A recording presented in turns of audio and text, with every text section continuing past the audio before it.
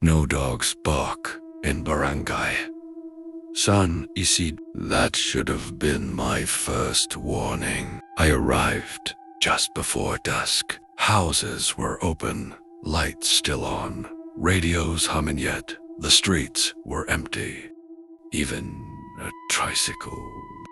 Not a single laugh. I whistled, expecting dogs to come running. There was nothing.